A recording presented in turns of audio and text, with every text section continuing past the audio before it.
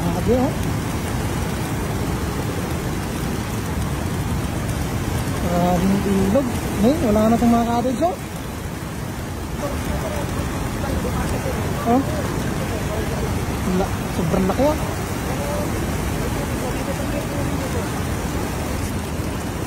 Ayan.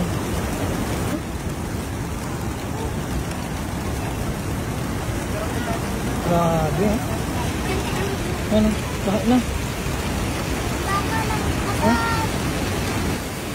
Hindi na kami makadaan kasi ayun nga, gawa nung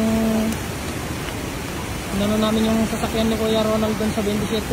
Pwede pa naman kanina pero ngayon wala na, hindi na kaya. Ngayon lang lumaki na naman ng ganito itong ilog.